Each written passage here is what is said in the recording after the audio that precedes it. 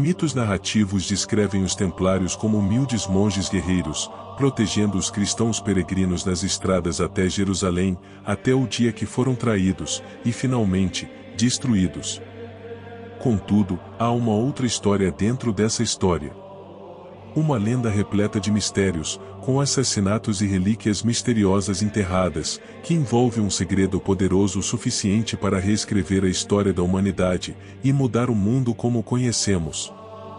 Esse será o primeiro vídeo de uma série que lhes apresento com uma descoberta inédita na turbulenta história dos Cavaleiros Templários, maior de tudo que você tenha visto ao longo dos séculos, então se prepare para conhecer essa épica e inimaginável história, e ter como protagonistas os grandes Cavaleiros Templários. Sim, os Templários estavam em Jerusalém protegendo os cristãos, mas esse era o pano de fundo que eles queriam mostrar a todos para esconder o verdadeiro propósito da ordem. E assim que a noite chegava, eles começavam a cavar e cavar, mas qual era seu objetivo? A teoria é que os Cavaleiros Templários se formaram muito tempo antes, em Constantinopla, hoje Istambul. Um grupo ultrasecreto chamado de Os Irmãos do Oriente, que teve seus primeiros passos na Grécia Antiga, e que acabou estabelecendo sua sede em Constantinopla, foi o elo de ligação para a criação da Ordem dos Templários. Esse grupo praticava alquimia, estudavam geometria, realizavam rituais incorporando astrologia e astronomia. Tinham conhecimento de música e matemática avançadas, que poucos conheciam na época, que por si só já era um mistério.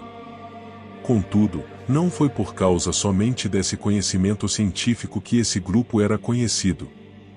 Durante um período de tempo, eles tiveram contato direto com o grande cavaleiro Hugo de Payens, um nobre francês, protagonista da criação da Ordem dos Templários, que acabou conhecendo os Irmãos do Oriente, por meio de familiares, e se entusiasmando e se surpreendendo com tanto conhecimento. De Payens era católico, como a maior parte da Europa da época, mas ele tinha familiares que eram da fé islâmica sufi, que é o lado mais místico do Islã. Ele queria conhecer esse grupo e ver por si mesmo os seus grandes conhecimentos. Nesse momento da história, a Europa estava um caos, vários reinos estavam subindo e descendo e guerreando entre si.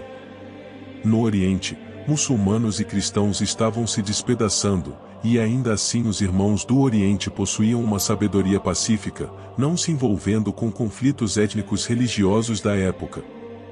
Eles não estavam preocupados com a política moderna, pois eles tinham seus propósitos que eram muito além do que a maioria buscava.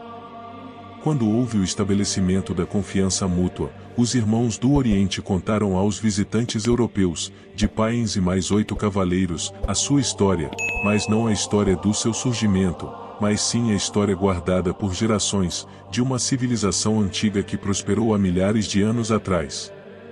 Naquela civilização antiga, as pessoas eram altamente espirituais e altamente avançadas, muito além da imaginação dos habitantes da Terra naquele momento da história. Era uma civilização que estava livre da pobreza, e a riqueza não tinha sentido para eles. Criaram métodos de cultivo para que todos os cidadãos fossem alimentados, e que pudessem controlar as secas climáticas, sendo que a fome era impossível de acontecer pela abundância de alimentos. Essa civilização tinha habilidades que pareciam milagrosas ou feitiçaria, inimagináveis para os humanos normais, pois eles podiam se comunicar por longas distâncias instantaneamente, e tinham remédios para curar qualquer tipo de doença, permitindo que as pessoas vivessem por longo período de tempo, sem sofrimento ou dor. Não haviam guerras, pois havia uma abundância de recursos, onde qualquer uma poderia ter o que quisesse, sem precisar tomar a força dos outros habitantes. Disputas por poder não tinham sentido, pois todos tinham voz nas decisões. Mas o que essas pessoas mais buscavam, era a busca por espiritualidade, pelo autoconhecimento, algo imaterial e difícil de se alcançar no mundo terreno, e por essa busca sem fim eles acabaram encontrando seu fim, e então eles se foram. Payens se perguntou como uma civilização tão poderosa, que parecia ser capaz de controlar a natureza, ser repentinamente exterminada?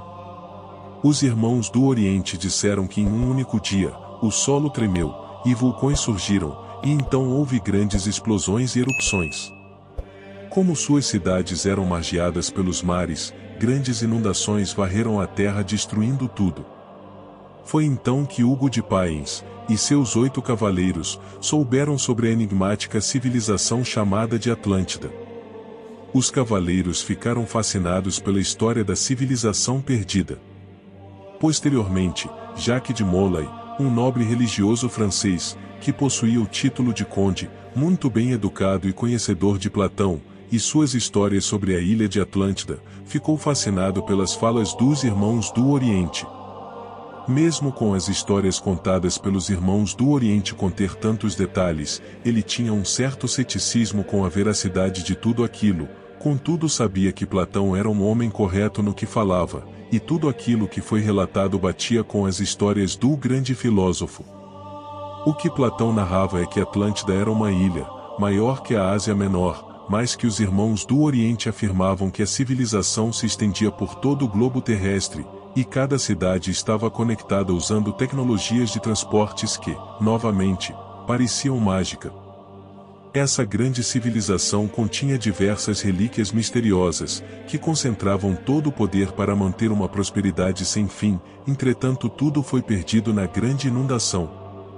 A história se tornou avassaladora quando os Irmãos do Oriente afirmaram que as antigas relíquias de Atlântida ainda existiam, e ainda possuíam grande poder. Estes artefatos seriam os dispositivos mais poderosos e perigosos da Terra. Molay afirmou então que qualquer reino, qualquer país, qualquer nação mataria para ter acesso a esse poder. Os Irmãos do Oriente concordaram que a tecnologia de Atlântida não poderia cair em mãos erradas, foi então que ofereceram a Hugo de Payens a tarefa de encontrar os artefatos antigos, e trazê-los de volta à Europa em segurança. Para a proteção de Hugo e dos outros 8 homens presentes, eles imediatamente concordaram em formar uma irmandade secreta, que iria fazer as buscas dos artefatos, mascarado com outros objetivos. Contudo, ainda pairava uma dúvida onde esses artefatos poderiam estar escondidos. A principal hipótese que foi levantada pelos Irmãos do Oriente é que essas relíquias estariam escondidas abaixo do Templo de Salomão, o Monte do Templo, em Jerusalém.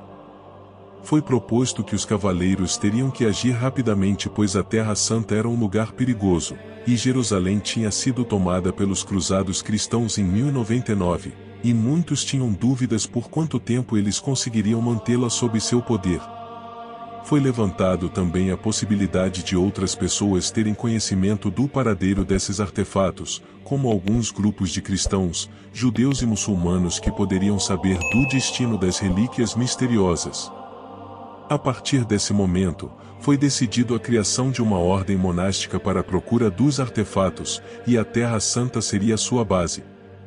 E foi com a chegada dos cavaleiros a Jerusalém, que se decidiu que estabeleceriam seu quartel-general no templo, e lá eles se tornariam oficialmente conhecidos como os pobres cavaleiros de Cristo e do Templo de Salomão.